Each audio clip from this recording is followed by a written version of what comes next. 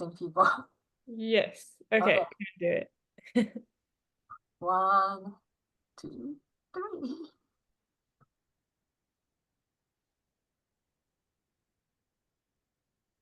Welcome, everyone.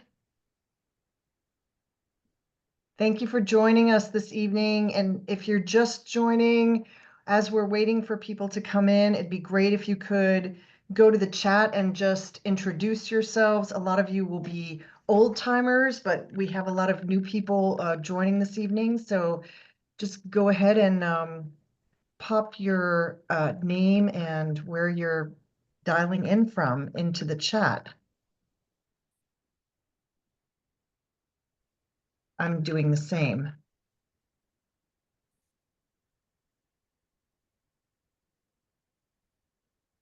Okay. Oh, we've got Annie. Welcome, Annie. Welcome, everyone. As you're joining, I'll say this a couple times as people are popping up and being admitted. Please go ahead if you don't mind and just put in the chat your name and where you're dialing in from. Wow, we've got a really nice variety tonight from the South, from the Midwest, from New York, Houston. Welcome, Houston. South Carolina, St. Paul, my old stomping grounds, Minnesota,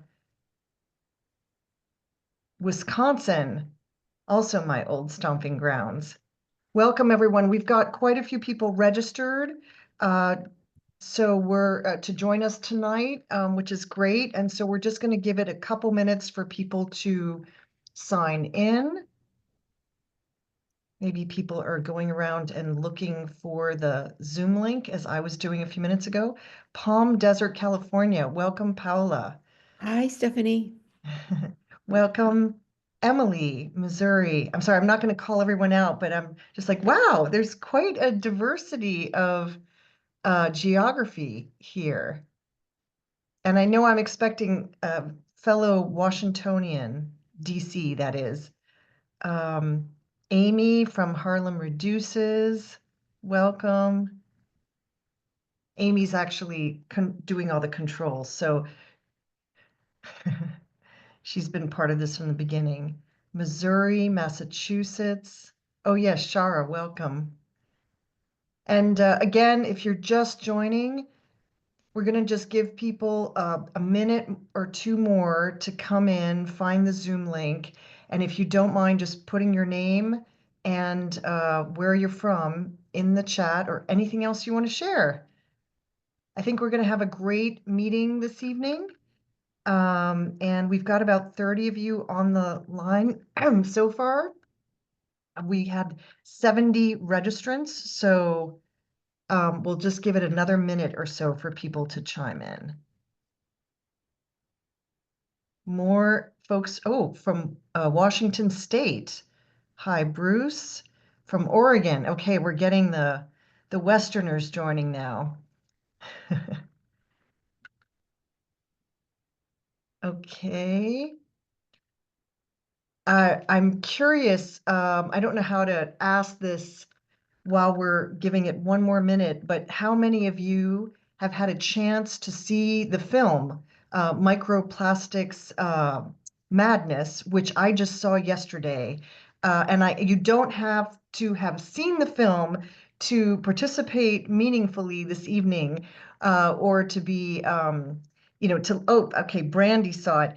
I have to say, I think for many of us, it's been a really, really tough couple of weeks. And this movie yesterday was very uplifting for me. I mean, not the whole movie. Whenever you see the statistics on plastics, it's always alarming, even if you know a lot of the statistics. I actually learned a few new things in the movie. But if you have not seen it, I think you've got a few more days to follow the link and check it out. I'll let Atsuko say when we bring her on how many more days people have to register and watch the movie. There's also a much shorter, I think it's a 9-minute documentary that Atsuko also did about the same kind of cafeteria culture in Japan, where she's from. And that's also, I watched that today, and that's also really uplifting, actually really warmed my heart. Okay, well, I think we should go ahead and get started. And so let me walk you through the agenda for the evening. Someone's asking if we can share the link, and I'm going to hope that someone can do that. So this is the opener tonight. I just wanted to give you all a chance to introduce yourself. The agenda is that we're going to have a series of announcements that Atsuko, our fearless leader, is going to walk us through. A lot of exciting things happening across the country. And we always like to give the spotlight to one of the groups that's getting off the ground. And so we're going to hear for a few minutes from Deanna from Grand Strand Reduces in South Carolina. I'm looking forward to that. And then we will have our guest speaker, Atsuko Quirk, who is, well, I'll introduce her more formally in a moment, but she's the reason that we've got these two wonderful films to look at, and some more films as well. We always leave time for Q&A, so I will be sure to leave time for that. And then we hope you can stick with us for the last 15 or 20 minutes when we will do what I think for most of us is one of the most satisfying aspects of joining these meetings, which is the breakout socials. We'll give you a couple of guiding questions that I think will stimulate some really good discussion, and you can use those or use whatever you want to have the discussions and answer questions for yourself or ask questions of others. And then we'll do a quick wrap up and talk about our next meeting in a couple months. So that's the agenda. Without further ado, I will turn it over to Yayoi, who will go ahead and give us some important announcements. Go ahead, Yayoi. Yes, thank you. Hey, Amy, if you could kindly please move to the next slide. I appreciate that. Hello, everyone. Thank you so much for joining us. I have a few announcements. We meet bi-monthly for for the US Reduces, and we have a next speaker lined up. This is tentative, but like we contacted a law professor, Katja Cronin. Not 100% if I'm pronouncing her name right. I apologize if I'm messing up her name, but she wrote this really interesting paper. You can see the title FDA approved how PFAS-laden food contact materials are poisoning consumers and what to do about it. I found a paper really enlightening, so I contacted her, and she might be able to present in the next meeting. So the registration link is open, and if you even could kindly put that link in the chat, I appreciate it. Please register for the next meeting. So she's a tentative speaker for the next time. Next slide, please. Also, the Jill's campaign, letter campaign for the Inspire brands that owns Dunkin' Donuts that are giving us hard time for bring your own container actions is continuing. We have about 300 people signed up, and really stellar organizations along with it, like Greenpeace and Upstream, Beyond Plastics, etc. Please continue to spread the word, and we hope to get it up, get more count. And we also have a video coming out. I interviewed Jill, who wrote the letter, and it's a really nice video. So we're gonna share that on social media and also in the next newsletter. Okay, please, next slide, please. And we wanted to give a shout out to Annie Stewart from Northern California, from a town called Petaluma, I think I'm pronouncing it correctly. She just created a BYO program. Kul Petaluma is her organization name. And they also already was on the newspaper, local newspaper. So congratulations, it's super inspiring. So shout out to Annie. Welcome. Please, next slide, please. I also wanted to bring attention to the breaking news from Washington Post that was just published yesterday. And it is really a mind-boggling discovery that showed that microplastics is passing the blood-brain barrier and going deep into human brains. And the amount of microplastics in the brain appears to be increasing over time. And there was 50% more fragments in brains analyzed in 2024 than in 2016. So this is really alarming. And the scientists also examined the brains of 12 deceased patients diagnosed with dementia and found that they have 3 to 5 times more microplastics than normal brains. So this is a really scary discovery. So I recommend that you check it out. It's in the Washington Post. Next slide, please.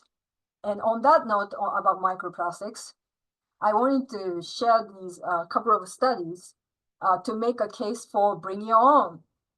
Bringing our own clean, safe containers should be all right. Look at this study from 2023. It says it shows a microplastics released from biodegradable cups.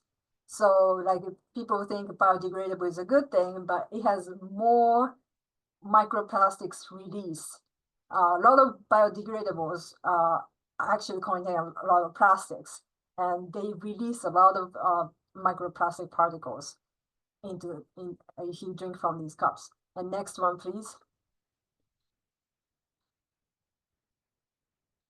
All right, go back one more. This one, the other one, please.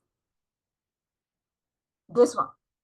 Okay, so if you drink from disposable paper cups, so it says, you might think this is paper, but it's coated with plastics. So if you drink from it, you're drinking microplastics, a lot of microplastics.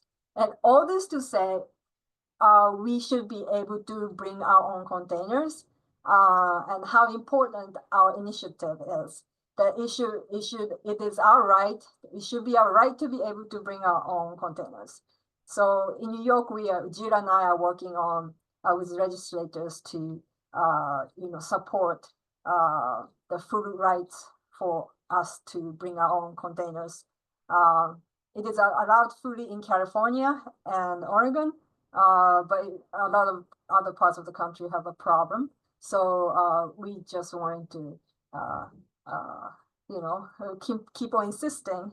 We just want to keep on insisting how important the right to BYO is. Okay, so I think that's the end of my announcements. Thank you, Yayoi. Let's turn it over then to Deanna to go through, again, our local highlight on Grand Strand Reduces. Over to you, Deanna.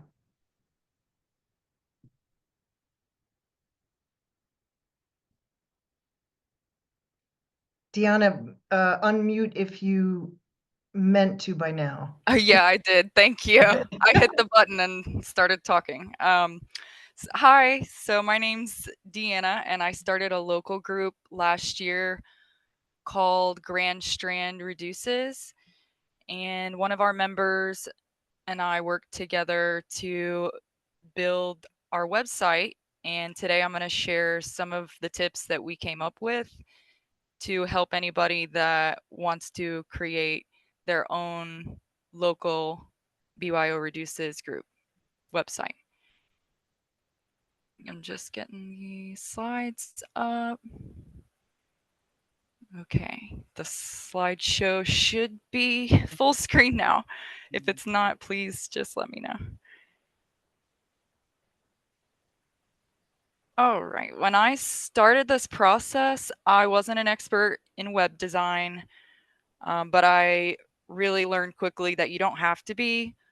What Deanna? matters, yes. Sorry to interrupt you. Your slide, unless it's just my view, is a little, oh, there it is. Okay. It wasn't fully turned. Okay, there it is. Thank you. Thank you. I appreciate that.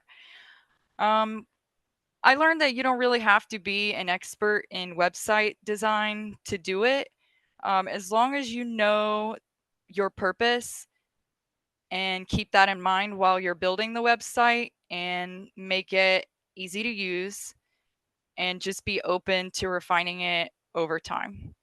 So to break it down, I'm just going to go over 3 key steps, which are plan, build, and revise.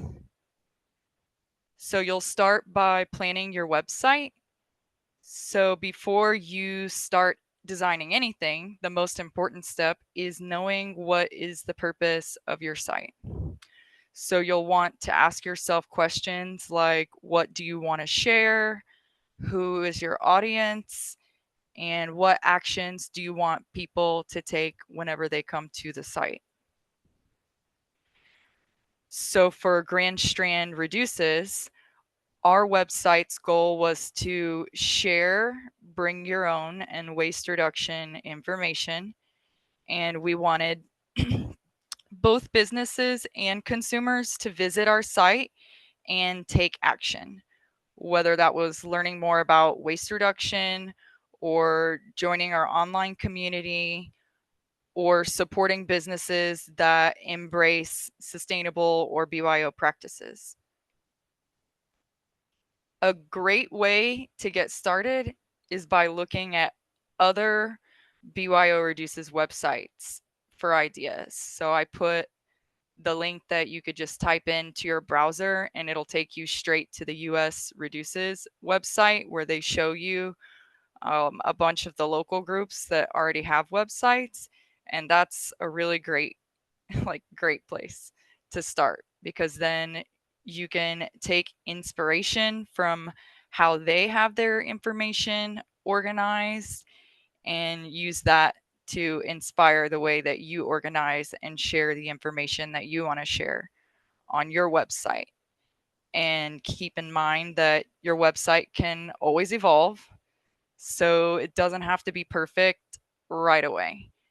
And if you ever feel stuck, you just refer back to your original goals. And you'll also want to follow, like a brand identity. So the US Reduces branding is already like green focused. So you'll probably want to use like a green and neutral color scheme and typically stick with like 1 to 3 fonts just for consistency. And the next step you'll want to do would be to gather your content. So before you start building the website, instead of typing everything directly into your website, it's a really great idea to put all of your information, or at least most of it, into a document first. That way you won't lose anything if there's a technical issue, because that can be really frustrating and time consuming.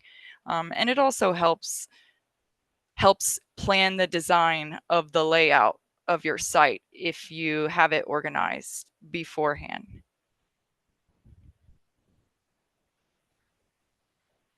Next, you'll want to build your website. So now that you have your plan, you'll need to make a decision of what platform you want to use for your website. So there are free options out there like Google Sites, which is what we use to build our website. Catherine, who helped me build the website, said that the main thing to keep in mind with that is that using the free site, it may not show up easily in search results. Like if somebody were to search for Grand Strand Reduces on Google, it may not pop up. So in the future, we might move to a paid option that has a custom domain that will show like grandstrandreduces.org, but with the free Google Sites website, we don't have that domain, and that's why we wouldn't show up in a Google search if somebody types in Grand Strand Reduces. Once you pick your platform and you have all your information that you want to plug into your site, you'll want to make sure to keep in mind that your site is user friendly. So make sure that it's readable. You can use clear headings, clear fonts, and make sure that the text is big enough and high contrast so that it's easy to see whenever people are using the site.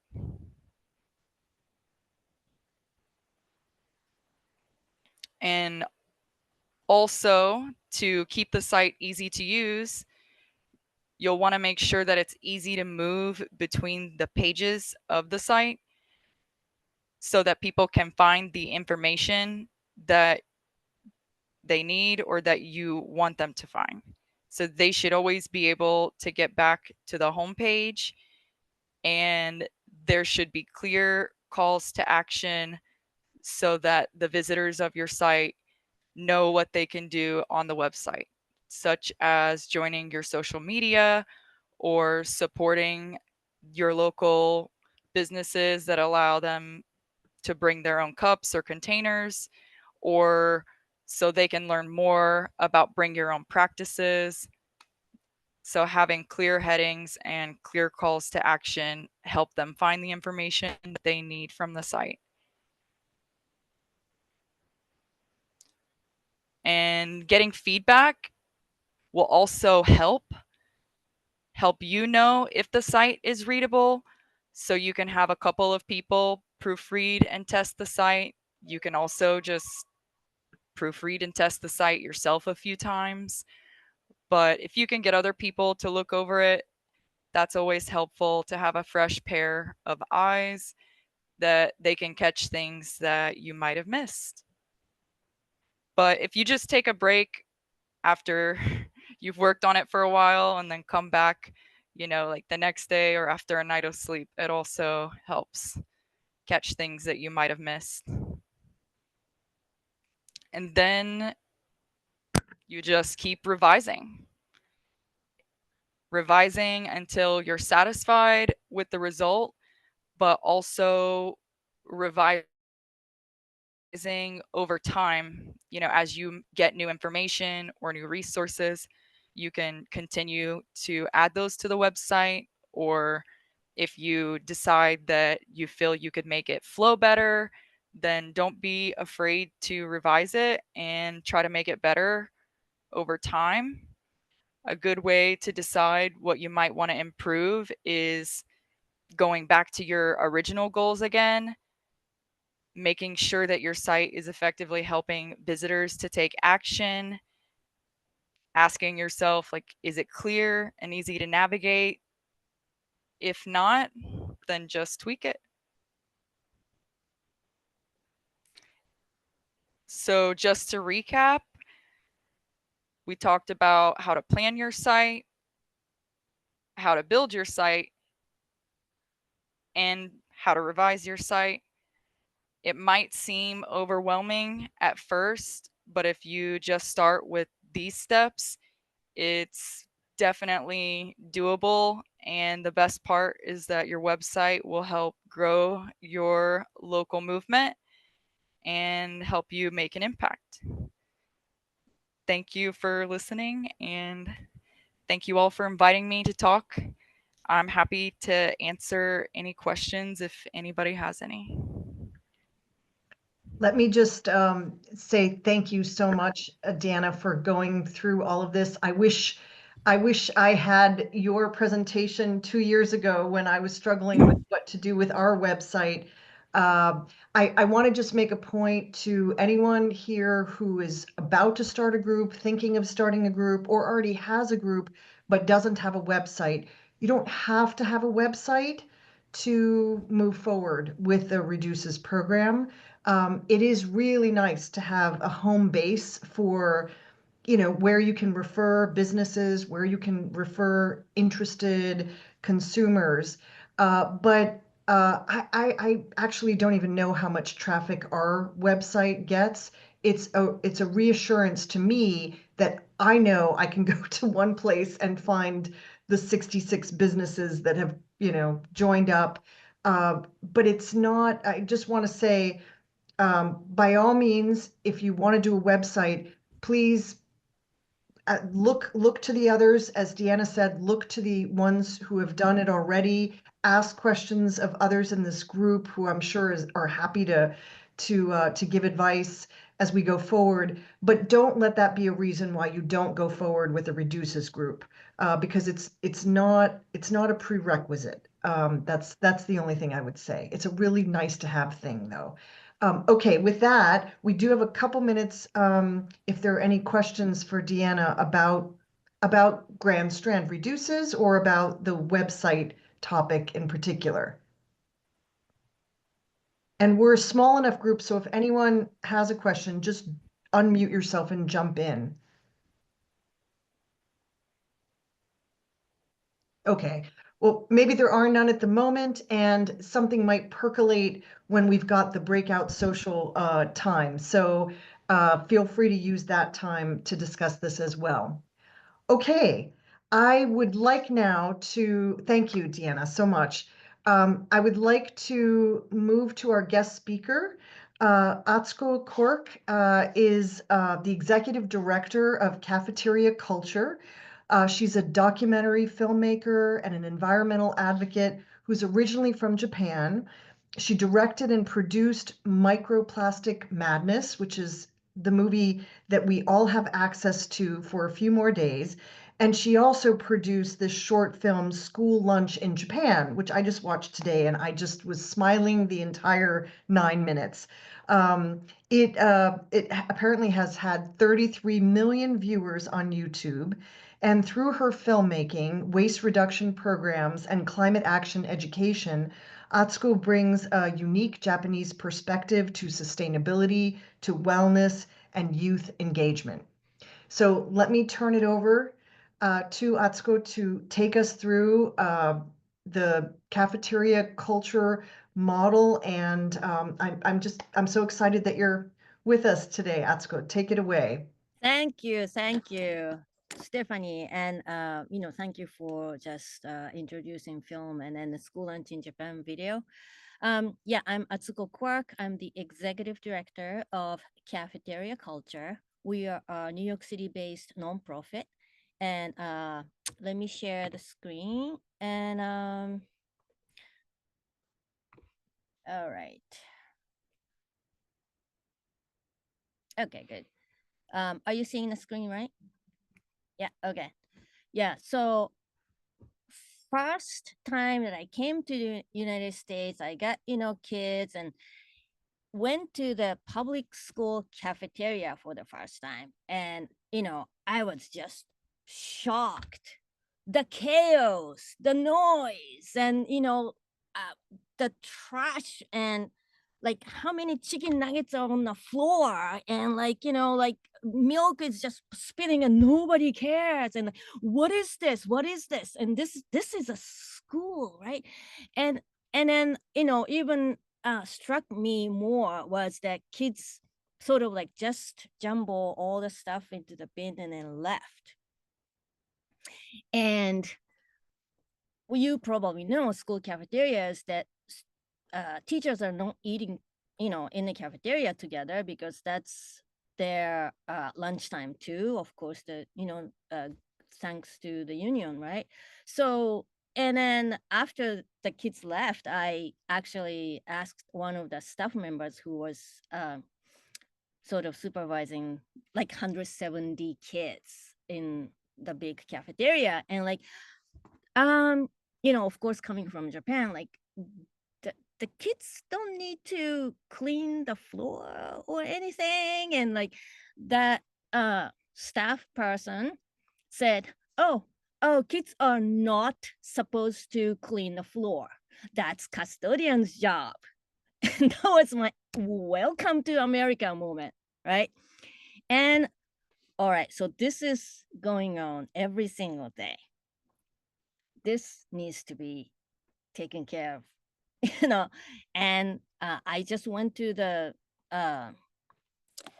principal and like, well, let's do something. And of course, she comes up with all the excuses and like, don't have enough hands and like, don't have enough hands. What about the kids? We have 170 kids in the cafeteria. They can take care of it. So I started sort of like a Japanese style, cafeteria ranger program, it's called. And just one class is going to be in charge for a month to monitor the sorting stations. And the first time I went in, I started just by myself. And just to see, how kids do. And I started sort of like, doing the recycling and then just sorting and like cleaning the table and cleaning the floor. And then one second grader actually came to me, like, can I help you? And like, whoa, that's good. Do you want to help? And he started helping and he was just so proud. And he said, this is my job. And he was doing it every day. And now kids came to me and how come he's the only one doing it? And like, I got complaints. And the kids were sort of like, so excited to do the job. So like, okay, so this is going to work. And I made that cafeteria ranger program. And then around at that time, recycling was sort of, it was like 2010, 2009, 2010. And back then, still, the harm of plastic was sort of like, oh, there is a big island in the Pacific Ocean, kind of that time.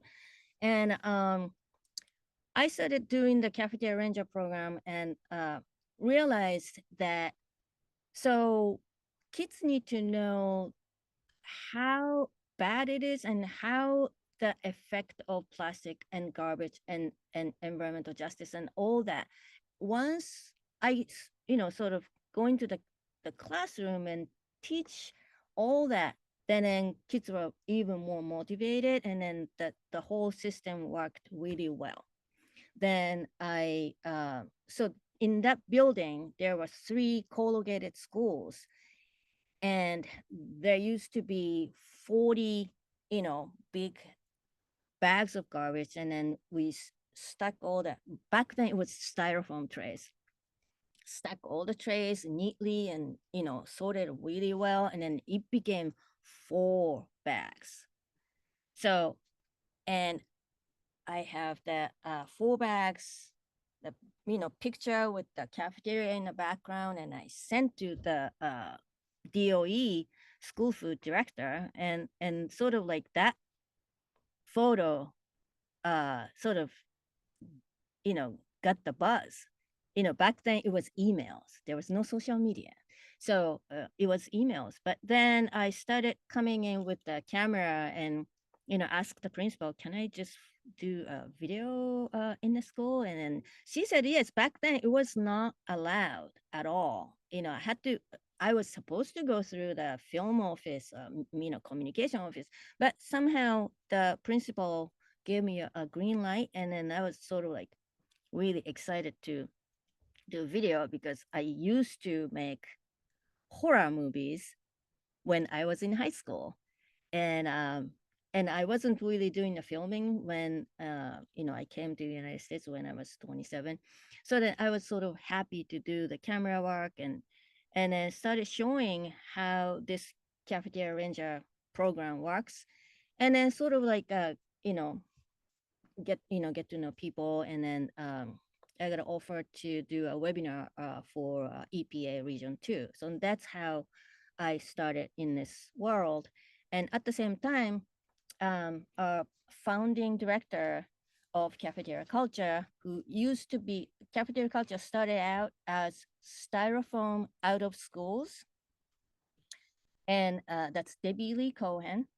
And she started that, and I met her and started sort of like, let's change the name from styrofoam out of schools to cafeteria culture, because we'll get there. We'll get rid of styrofoam at some point. But for me, what bothered me is that kids were not thanking lunch ladies. That bothered me, right? And then I thought that's where the real change needs to happen. And this is all connected. We want the sort of mealtime, like a quality of mealtime experience to be better as a whole. So that was, of course, we want to get rid of plastic. Of course, our goal is to do reusables, of course, right? And better food, but that whole mealtime experience thing was important. So we named ourselves Cafeteria Culture, and started like that. And today I want to show you some of the interventions that we do, but our philosophy is that always students are the leaders to make a systemic change. That's whole our philosophy, and also how we got rid of styrofoam trays. Back then, styrofoam was like about 4 cents a tray, and at that time, compostable trays were like 12 cents, 13 cents, so it was expensive. And some of the sort of wealthy PTA schools were self-funded the trays. But don't you think that's a like justice issue that those kids can get the compostable trays, and then other kids are on styrofoam because they don't have funding?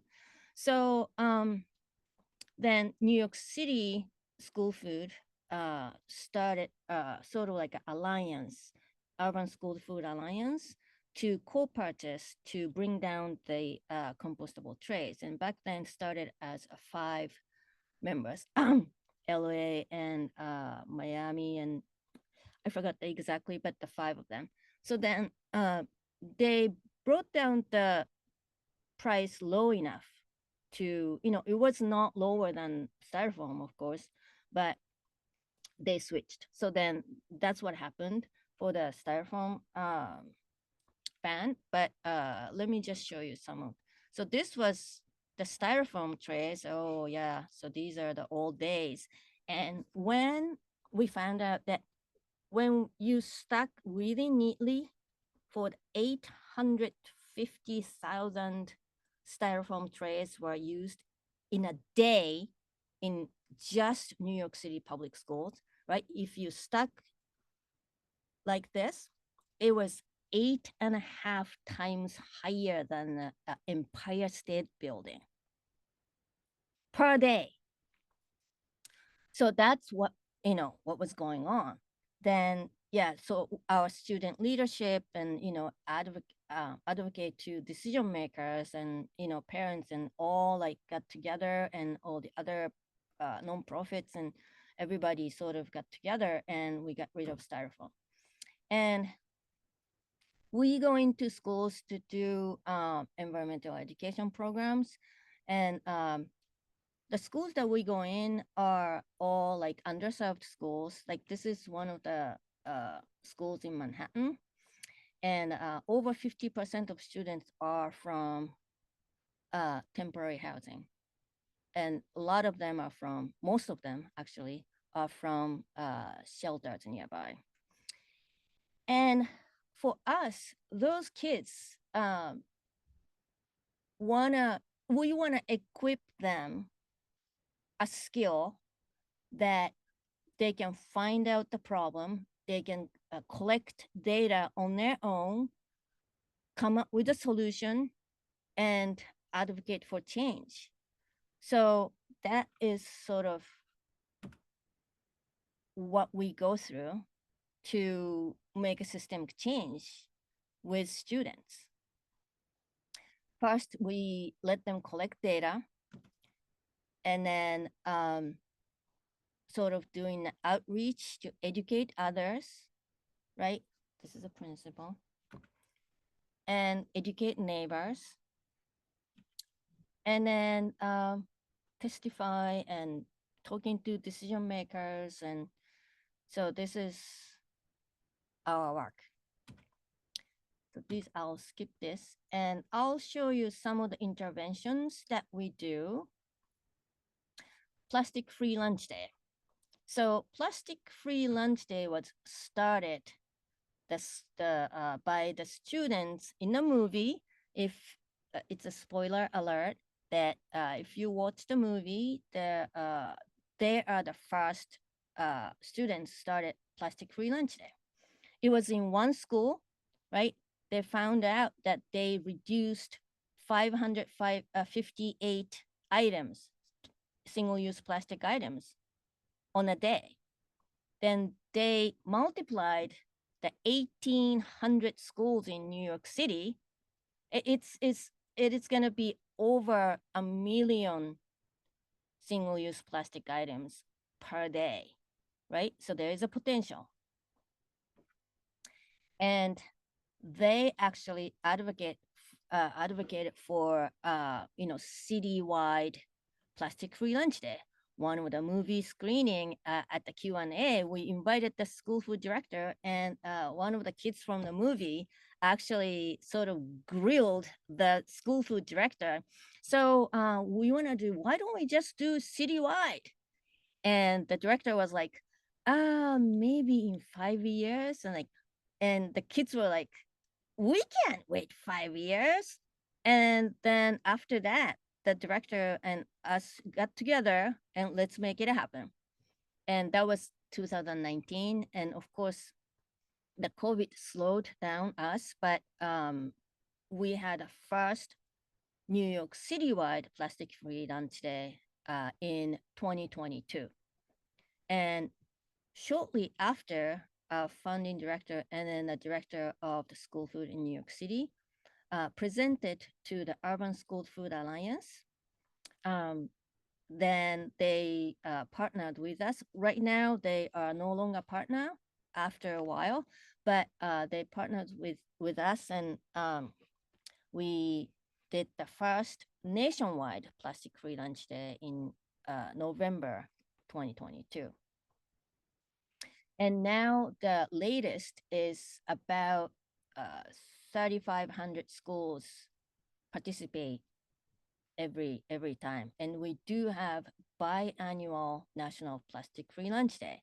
And next one is the week of Earth Day, so Earth Week.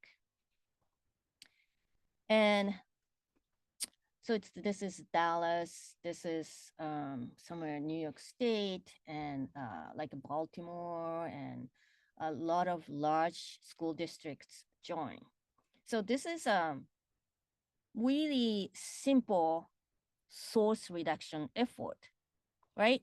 And this really affects the procurement for the single-use packaged items that, even the director from Dallas, we interviewed him, and he said he actually is talking to vendors that he's looking for less plastic packaged items, and then so that has the good effect. And one of the things, the plastic-free lunch day, of course, school lunch is controlled by the district, but it is hard to control the home lunch plastic that kids bring in, especially the type of schools that we go in. Their home lunches are chips and Oreos and, so those, we cannot really shame them that don't bring those, because families struggling financially, that they bring the kids to the bodega, corner bodega, and like give $1 and you can buy anything you want. That's how sort of like it's the important connection, right? So we can't really diss it. So our sort of storytelling the message is eat school lunch to go plastic free. So plastic free lunch day, instead of saying, hey, don't bring plastic, right? We say, why don't you eat school lunch? Joining the, so it feels like more team effort, and nobody, doesn't need to feel bad for bringing their version of home lunch, which had some meanings to some kids, right? All right, so we have a toolkit. If you have a chance to go into a school, if you're a nonprofit who has access to school, we have this toolkit that we made with the DOE last year. And it is to do a waste audit, like a simple waste audit in a cafeteria to separate school lunch plastic, home lunch plastic, and then the food waste. Today, I'm not talking about food waste, but we have a really rigorous pilot right now we are doing for reducing food waste. And so these are some of the tools on the toolkit for teachers or staff or somebody in the school to do. Okay, so this I don't go far, but this is what students say. And please watch Microplastic Madness if you haven't watched. And yeah, so I'm so honored to work with those students who have multi challenges a day, and we don't know what happened to the kid the night before, so we always come in like really positive, uplifting, that to support those students. And we want them to know that if you raise your voice, somebody will hear you, your voice will be heard. So that's what how we work with the students. So I'm so happy to be doing this with those amazing students. Yeah, thank you. All right, Thank you. any questions? Yes, I see a couple of requests in the chat for resource links. First of all, let me just say thank you. It's so good to hear you tell the story of how this came about. I certainly have some questions, but there are 37 people on this call, so I want to give a chance to others to ask their questions. Someone, Shara had asked if you could if someone could put the link for the waste audit work Sure. tools. Mhm. And then someone else is asking if the toolkit is allowed to be shared could you share the toolkit and can it be shared widely? Yes. Okay. And let's see. If anyone has a question, could you just, because we are now 37, could you raise your hand virtually? Okay. And then I will see who's got questions. And if there's any lulls, I'm going to ask mine. Shara, go ahead. Hi, thank you so much for presenting. I've heard Jenny Davies present multiple times. One of the questions I had, sorry, I've been trying really hard to get my school district to participate in plastic-free lunch day. I think there's a couple of challenges we have. We actually have moved over to compostables, which is a whole other challenge. Right. We do not compost at all. So that is one of the things in terms of making the message of moving to plastic-free when they might make the argument that we are. But yes, two questions I had were one related to the link for Microplastic Madness, and if I can share that with our green captains at our school to try. So we have 23 schools and there are green captains, at least one at each school. And so now that they're in place, want to be able to share the link with them so they can decide either whether or not to show it or at least do some of the things like the waste audits. Okay, so then to share the movie, there are two things, right? So to share the movie, we would love for you to actually go to our website, cafeteriaculture.org. And then if you want to screen the movie, submit a form thing. It is an easy one, but I would love for you to do that. And then you can email us. You can email me actually, atsuko@cafeteriaculture.org. That you want to show some of the teachers or some of the stakeholders first, then they can decide. Is that what you're talking about? Yeah, that's absolutely fine. Yeah, that's absolutely fine for like a preview link. That's okay. And we have a staff, dedicated to do that, all the screening sort of registrations. So then we can start from there. And usually we share movies for free for entire March and April. So teachers can actually directly request from the website and then they get the link right away. Okay. In March and April. So I would recommend that. But we could send a preview link, definitely, if you can do that. That'll be great. Okay, thank you. And then the waste audit links, we do have our website has some resources as well as the that waste audit link.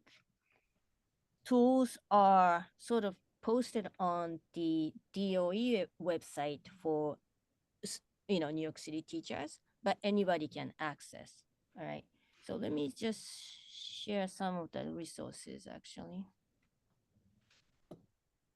So this is our website. Go ahead. Yeah, this is our website. If you go to Plastic Free Lunch, you come to this page, and it has like a K through 12 schools resources. And this is sort of like a movie sign up. And let me scroll down. So it has like a flyers and posters and these, and then right, announcements, letter, template, all of these. So so that's one of the place that you can go. And then okay.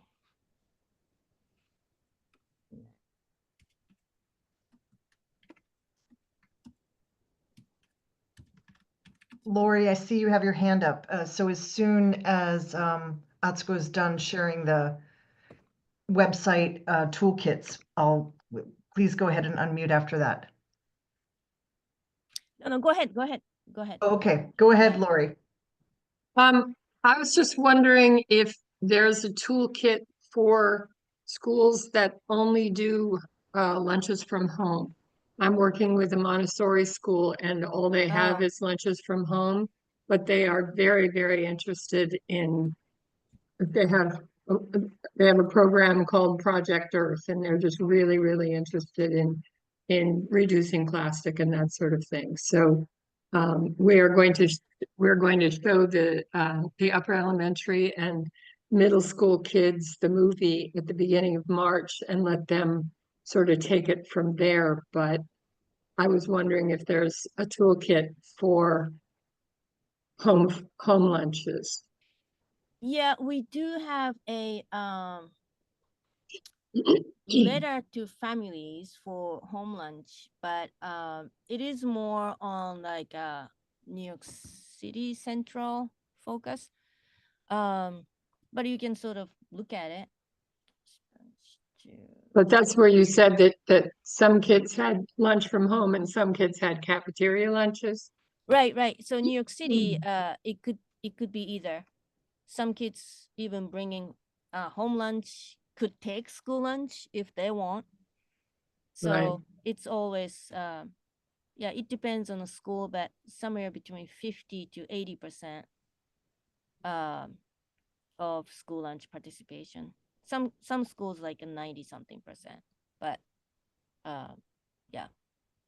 Go ahead, Sharon. Okay, so that's going to be on the Cafeteria Culture website Right. for the plastic-free lunch. Okay, Yeah. thank you. Thank you. Thank you, Lori, for the question. Deanna's saying in the chat, and I've seen this as well, there are subsidies available to help schools switch to reusables, and she provides a link. Get a subsidy plastic-free restaurant. Yeah. When we did the reusables pilot 2 years ago, we couldn't do the plates because of the New York City Public Schools Office of Food and Nutrition Services that provides the school food. They didn't want the plate reusables pilot, so we did the cups and utensils, and even at the time plastic free restaurants provided some subsidies. Yeah, and they're great. Yeah, definitely talk to John and so they're great. that's a potential future speaker we should talk about, actually. Sharon, go ahead with your question, please. Hi, Atsuko. Thank you for the amazing work you're doing. Thank you. So I work in New York City with It's Easy Being Green. And I'm wondering if you think kids can be helpful in encouraging adults to bring their own containers. Yes, yeah, definitely. That's a great idea. And yeah, usually, when kids actually ask something and, adults will listen.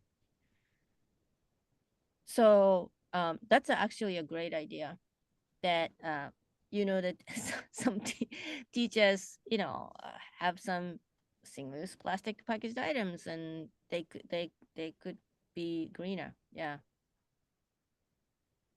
I'd love to talk to you further about it sometime. Yeah. Okay. Thank All you. right. You are muted. Yes, I am. Thank you. Thank you, Sharon. Shara is asking, could you speak more about the reusable pilot? And do you have a specific question, Shara, or Atsuko, do you just want to jump in with whatever would be useful? Yeah, I was just curious, like what it was, although she started to say a little bit about it with the cups and things. So I was just curious what they did and what the success was. Yeah, so the reusables pilot, Well, and also, especially if you did it in New York schools, because one of the things I've been trying to, with my district is trying to get them to switch to reusables and compostable and to whatever, and to compost whatever's left. And I get a lot of pushback saying no one's done it. And if New York City schools can do it, then I think that our schools can do it. So that's would be so helpful the to look in.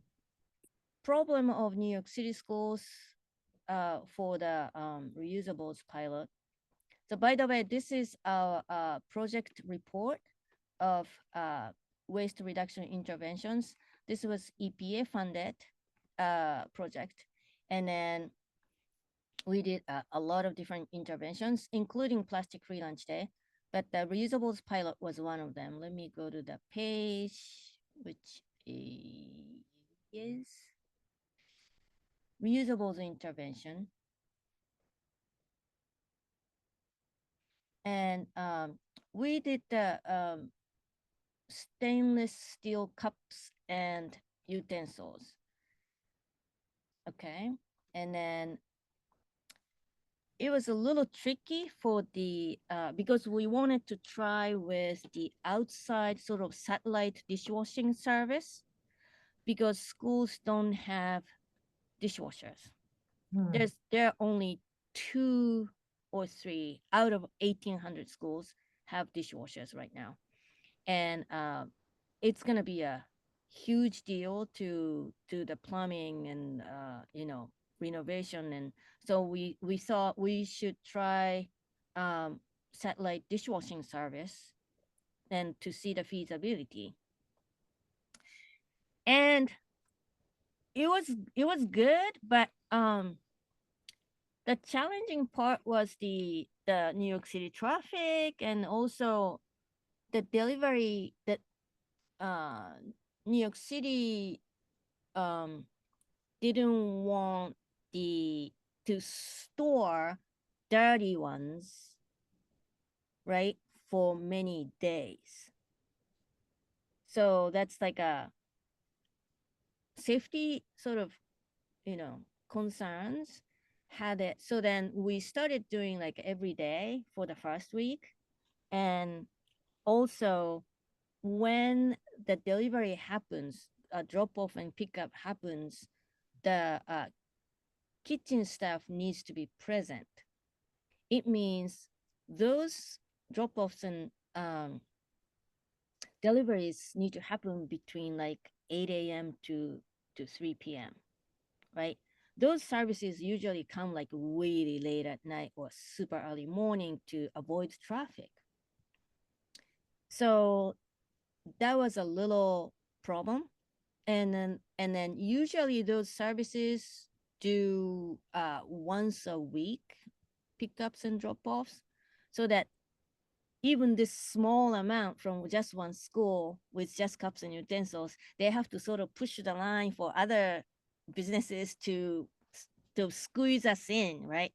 So it was challenging for that part for the dishwashing service company also. So for our purpose, we learned a lot by doing that, but it is still not quite feasible yet that if we can do once a week, and we reduce it to twice a week towards the end, but still it's a lot of tracking, and so that was the challenging part. And we are dying to do another reusables pilot, but still also dishwashing service that can provide the large volume if we want to scale this, so a lot of questions need to be answered. And then those pickups and drop-offs, do they, it's gonna be a traffic, right? So it's just there are a lot of things that we really have to think about. But yeah, we would love to do another pilot, but I don't know that we're not gonna get any PA funding for a while, so that we're not sure. Yeah, but that's where we are at. Yeah, go ahead. You have a question. Hi. Yeah, I just first of all, thank you so much for joining us today. It's been a very inspiring films and presentations, and I have one question. I'm wondering, like you mentioned early on, you started with cafeteria ranger program. I feel like it's such a great idea. My son and I got really into junior ranger program when he was little at national parks, and I would drive to the parks that are reachable by car, and hit all the national parks from our area. I'm in central New York. I went to, my son and I went to Maine and a whole bunch of historic sites around the state, and Vermont and the Northeast, and we really enjoyed doing that. And I wonder if you continue that in any way, or if you have any badge ceremonies or something like that, similar to national parks, like and then you get badges like at the park and patch as well.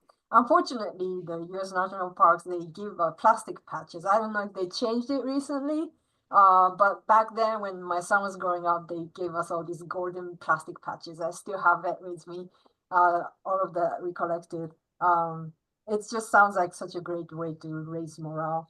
And also, one of the questions I had, and it was kind of brought up by Shara, was like the question of bioplastics and so-called compostables and biodegradables. I'm really concerned about it. Like I keep seeing studies after studies showing that it releases toxins and the microplastics and other things. So I wonder, like, if the cafeteria culture has like any positions on the use of bioplastics. It is tricky. Yeah, it is very tricky. It is not the solution, I have to say, but it is a step. When we were switching from styrofoam to compostable, right? It is still single use, right? And but it was an important step to just stay away from styrofoam, that they can actually see, oh, we can change actually, right?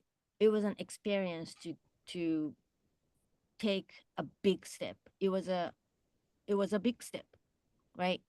So and then we do encourage to take any step if there are still school districts using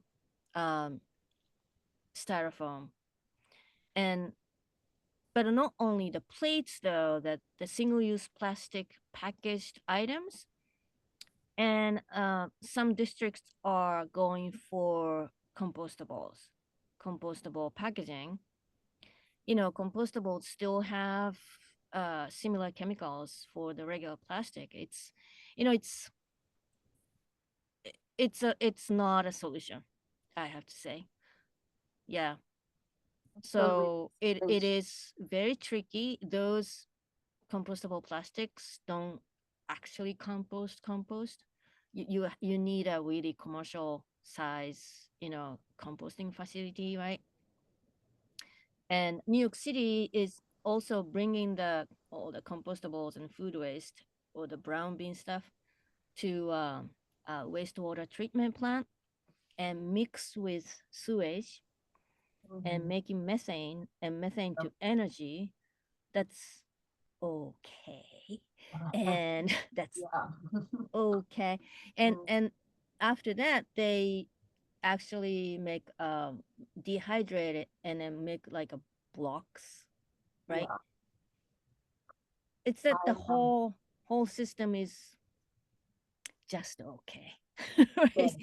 Yes. Yeah, so it's not a final solution, and we are working on reducing food waste small enough to be composted locally.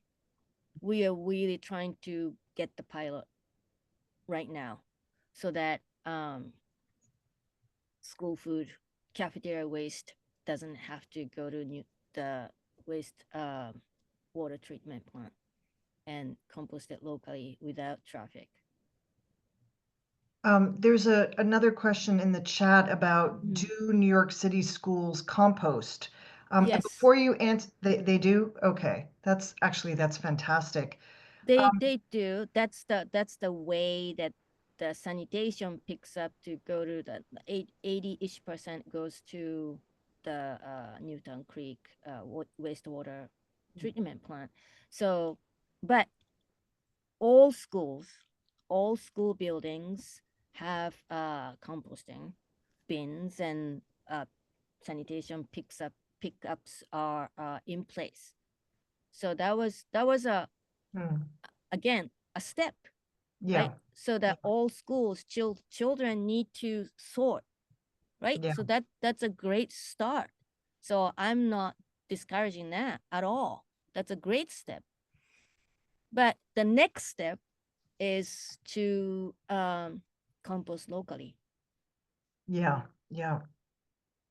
I'm going to go ahead and ask my question really quickly, and unless anyone else has a burning question, because we probably do need to finish up in a minute or two so that we can move to our social breakouts. Sorry, Yayoi, you have another question. No, I was just responding to Annie. She from Petelma, so she has to leave. So I wanted to. Oh, okay, okay. No, I saw your hand up. I thought maybe you had another question. Okay, maybe it's not a quick question. If so, I'll talk to you about it offline. But I was really curious with the plastic-free lunch day, which was so inspiring to see in the film, how the students requested it and how they got the permission to do it. I was curious from you, so you described the challenges with going every day with the reusables in terms of cups and plates and everything. In terms of the food itself, I noticed before the plastic-free day, there was a lot of packaged food that seemed to be provided by the cafeteria, by the schools.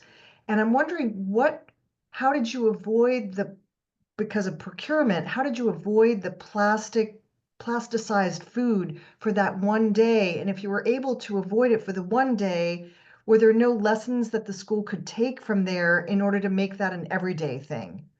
Right. That's the question. But let's see.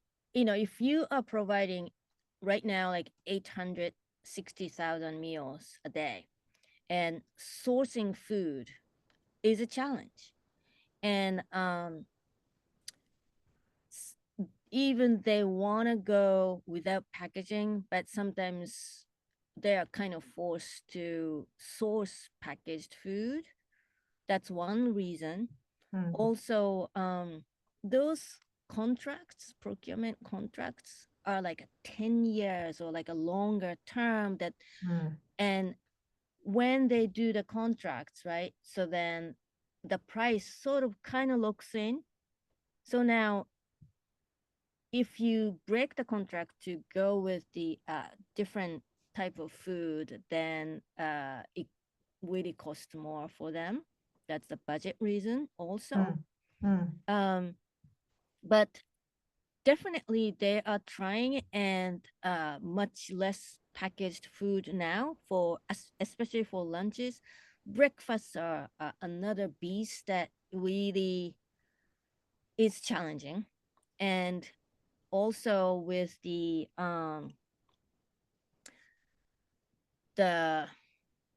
short-handed staff, that there are like hundreds of positions unfilled, and it's really challenging that part too, that they but still they get the funding to employ more workers. And also now wellness in the schools, that's another nonprofit in New York City. They are training chefs for more scratch cooking, and so they're really improving and they're really trying. But still, some of the plastic packaged food are still being served. Yeah. Wow, my hat's off to you for how I can't even imagine all the myriad of challenges you've had to face to get this program going. And I want to thank you again. And I want to really encourage everyone to watch the film. If you don't have time to see the movie, watch the short version in Japan. It is so adorable and inspiring. But it is definitely worth seeing the Microplastic Madness movie as well. I think, especially after hearing Atsuko today, I think you'll all really enjoy watching it. Thank you again for everything you're doing and everything Thank you so you much. will continue Thank you for to inviting. do. And thank you for joining us this evening. And please stay around for the Okay. breakout if you can.